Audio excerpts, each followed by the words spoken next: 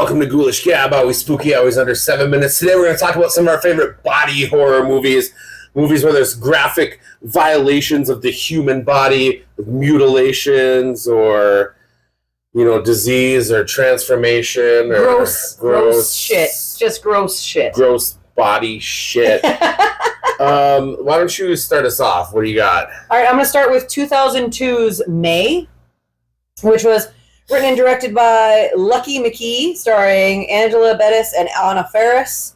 And it follows a lonely young girl who's a vet assistant who is traumatized by a difficult childhood and a shitty mom. And she just becomes desperate to connect with people. And in the end, it results in her beating a guy and then biting his lip and then meeting a girl and then finds out that she's cheating on her. They weren't in a relationship. And at the end of it, she decides to create a giant human doll so that she will never be lonely, made of this punk kid's arm, that woman's neck, some random legs, Adam's hands, her cat's fur, and then her own eye, which she plucks out of her skull. That was probably my first ever body horror film that I've watched. I deeply enjoyed it. That's a good one. Also, good for her. Good for her. Good for her. Look, if you've seen Society from 1989, then you know what the shunting is. And if you haven't seen it and you like body horror, then that's the first place you need to go after you watch this. That's from Brian Usna, who did Reanimator, which you might be familiar with. But in this one, an ordinary teen discovers his parents are part of some weird elite cult. And so, he's investigating that, and it gets really weird. There's this weird body horror orgy at the end, and you have to watch it. You have to see it to believe it, because it's gross and it's amazing, and you will love it. I've got one that I think maybe not a lot of people would associate with horror, but it is body horror, and that would be Black Swan from 2010. Ooh, okay. It's about a ballerina who's kind of slowly losing her mind as she's competing with this new ballerina for the starring role in Swan Lake. She has the body horror elements are at one point she has these feverish hallucinations of feathers sprouting out of her skin and her legs breaking and restructuring, she's basically becoming a swan. At one point she's performing with a shard of glass in her abdomen. So she's just got this gory, beautiful ballerina climax. And then the one that always sticks in my head is the hangnail. I don't know if you remember that scene at all. Yeah. Yes. Yeah. So I can't stop picking up my hangnails, and every time I do and it gets really bad, I tell everybody I Black Swan to myself, because she just rips a hangnail from here to... Oh. And even though that was the least gory part, that's the part that sticks with me.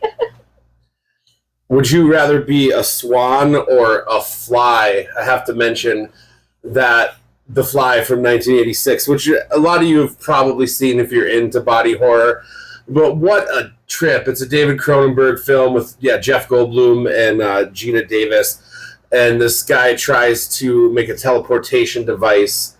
And as he's testing it out, a fly gets in there and he transmutates with this fly. And it's just disgusting. And, fly. Yeah, it's a perfect example of gross body horror. Oh, that final birth scene. Is, And yet we can't look away when this happens. Then we've got 2016's Raw, which is a French film where Justine, this lifelong vegetarian, begins her first semester at veterinary school, and she gets forced into this hazing ritual where part of it, they force her to eat raw rabbit, parts. And she gets forced to eat it, and now there's this hunger she can't seem to sate. And some of the grossest parts were she eats her sister's finger after the tip of it is accidentally cut off with scissors. That's fair game. Fair game. So she decides to eat, because basically she's getting so hungry that she tries eating regular meat, and then she's eating raw meat, and then she eventually, at one point, she eats her own hair, just ugh. And then Yeah, then eventually she eats her sister's finger and says it tastes like curry, apparently. Apparently this movie was so gross that it left people fainting and like throwing up in the audience. Oh, good. That's also why I don't have any hair, because I ate it all. I have to mention The Substance from 2024. It's probably my favorite movie of the last 5, 6, 7, 8, 9, 10 years. And it's just probably also the best body horror movie that's come out in forever. Oh, yeah. In my opinion. It's about a fading celebrity. She takes some kind of a mystery black market drug, that helps her create another younger version of herself. Except, of course, she abuses it, and it causes lots of problems, and it gets gross and weird. And it's also just a very well-made movie. I mean, I like absolutely everything about it. I could sit here and probably praise. But let's end on something even possibly grosser. Yeah, I think we both have this on our list. Tusk from 2014. Oh my, what do you even say about Tusk? It has Never go full walrus. Never go full walrus. I mean, it has Justin Long being a creep. Apparently that's what he does now. And then I just, like, I don't even know what to say about Tusk. You have to experience Tusk to understand Tusk. If you haven't watched it yet and you like body horror, you should watch it. It's something. It's a movie. It's a movie. That's there.